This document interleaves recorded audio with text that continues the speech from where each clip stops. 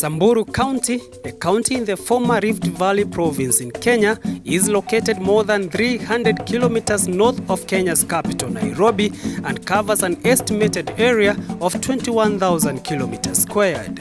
It is home to the Samburus, Turkanas, and other tribes mainly drawn from the pastoralist communities in the northern parts of Kenya.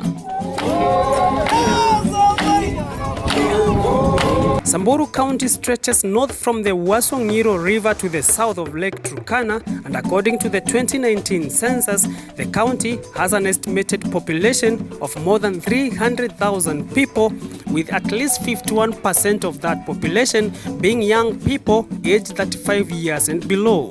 Those aged between 10 and 19 years, on the other hand, make up at least 26% of that population.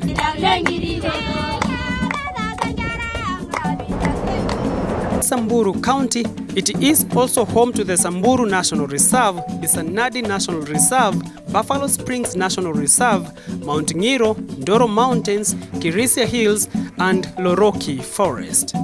Samburu County is mostly a dry and barren land, forcing the locals here to relocate in search of fresh pasture and water for their animals from time to time. Traditionally, huts here are constructed using hide, mud, and grass mats strung over the poles. The Samburu women are responsible for gathering vegetables and roots, caring for their children, and collecting water, while the boys, on the other hand, look after their animals. The lack of proper infrastructure and social amenities has hindered the penetration of formal education in the region, with the locals and children continuously suffering and missing out on the important formal education.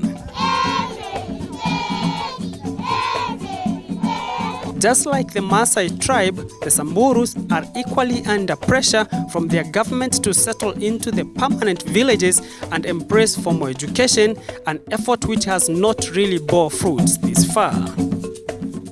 Despite all this, some parts of Samburu County is slowly embracing this important call, that is formal education, and children in this region are thirsty for it.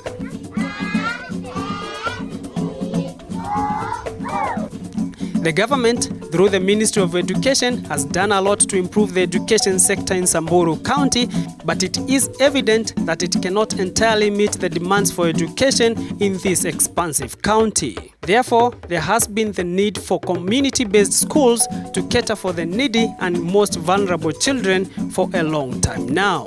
The Samburus face a lot of challenges: lack of funding for development projects like education of the needy and most vulnerable children in their community being the biggest of them all.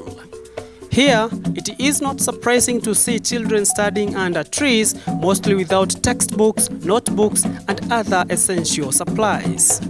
One such school here does more than just provide children with education. It also serves as a shelter for those who have lost their parents and do not have a safe place to call home. Our visit clearly shows that children who experience such hardships stay in one mud hut located next to the trees that they are using as a classroom. The kids here have two teachers who at least got a chance to study and came back to the community and helped them with basic education, because most of the people here in this village don't have any formal education. This is just but one of the many such cases that affect the Samburu children and generally the whole community, and that is why we feel if UCESCO Kenya friends like you and me could help facilitate these two teachers and set up a simple structure for these kids to learn from, help them get at least a few textbooks, notebooks, and pens like any other kids, who would be such a milestone in this community. The structure will double up as a refuge center for the most vulnerable children in the region as well. To achieve this cause, UCESCO Kenya is seeking to fundraise at least $19,000, which will go a long way in helping construct the first 4 classes in Samburu. Asante sana.